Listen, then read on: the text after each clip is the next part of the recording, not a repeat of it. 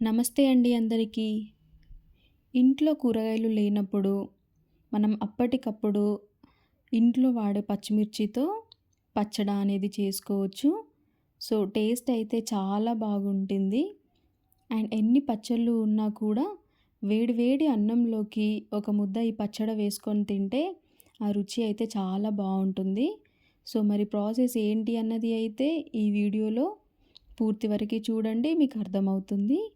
ఇక్కడ ఒక half KG పచ్చిమిర్చి తీసుకున్నాను.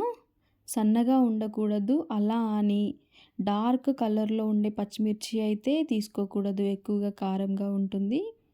ఇలా కొంచెం లావుగా ఉండే పచ్చిమిర్చిని అయితే తీసుకోవాలి. తొడిమెలన్నీ తీసేసి నీట్గా వాటర్తో వాష్ చేసుకోవాలి. ఒక డ్రై క్లాత్తో పచ్చి మొత్తాన్ని పోయేంత వరకు ఈ పచ్చిమిర్చిని తుడుచుకొని పెట్టుకోవాలి.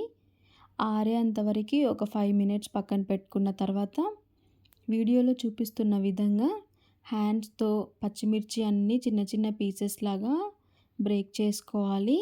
ఇక్కడ ఒక నిమ్మకాయ సైజ్ అంత చింతపండుని కూడా నానబెట్టుకోవాలి.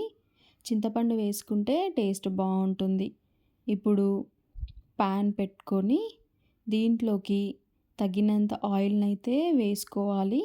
ఇక్కడ నేను ఒక 2 స్పూన్స్ ఆఫ్ ఆయిల్ని వేసుకున్నాను. ఇప్పుడు ఇందులోకి ఒక చెంచాన్నర మెంతులు వేసుకోవాలి. ఇవి పచ్చి స్మెల్ పోయేంత వరకు లైట్గా నూనెలో వేయించుకోవాలి. ఇవి కొంచెం వేగిపోయిన తర్వాత, ఇవి కొంచెం కలర్ వచ్చిన తర్వాత ఇప్పుడు ఇందులోకి ఒక చెంచాడు ధనియాలను కూడా యాడ్ చేసుకోవాలి. ఇవి కూడా పచ్చి స్మెల్ పోయేంత వరకు వేయించుకున్న తర్వాత ఇందులోకి 2.5 నుండి 3 చెంచాల వరకు నువ్వుల్ని తీసుకోవాలి. ఇవన్నీ కూడా నూనెలో బాగా ఫ్రై అయ్యేంత వరకు వేయించుకోవాలి. ఇలా కొంచెం కలర్ వచ్చి గుమగుమలాడే స్మెల్ వస్తున్నప్పుడు ఇందులోకి బ్రేక్ చేసి పెట్టుకున్న పచ్చిమిర్చిని కూడా యాడ్ చేసుకొని ఫ్రై చేసుకోవాలి. ఇన్ కేస్ మీకు నువ్వులు అనేటివి మాడిపోతావి అని అనుకున్నప్పుడు ముందుగానే ఫ్రై చేసి పెట్టుకున్న నువ్వులు, ధనియాలు, మెంతులని సైడ్కి తీసేసుకోండి. లేదు అంటే డైరెక్ట్గా వేసుకోవచ్చు. ఇప్పుడు అన్నీ ఫ్రై అయిపోయిన తర్వాత మిక్సీ జార్లో వేసుకొని పచ్చిమిర్చి వేసాం కదా, ఇందులోకి రుచికి తగ్గంత సాల్ట్ని అయితే యాడ్ చేసుకోవాలి. ఇంకా ఒక వెల్లుల్లిని పొట్టు తీసేసి రెమ్మలని అయితే వేసుకోవాలి. ఇప్పుడు ఇందులోకి కొంచెం జీలకర్రను కూడా వేసుకోవాలి.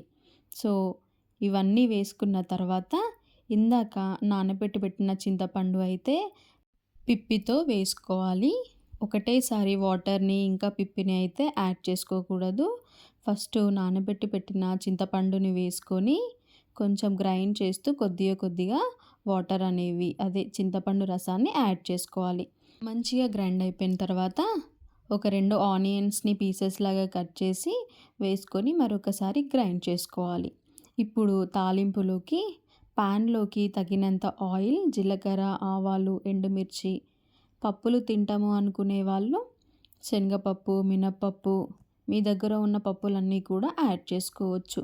ఇవన్నీ కూడా కొంచెం గుమగుమలాడే స్మెల్ వచ్చేంత వరకు ఫ్రై చేసుకోవాలి. ఇప్పుడు ఇందులోకి కొంచెం పసుపు, ఇంకా కరివేపాకు రిక్కలను వేసుకొని చిటపటలాడాక స్టవ్ ఆఫ్ చేసుకొని తీసి పెట్టుకున్న చట్నీలోకి వేసుకోవడమే.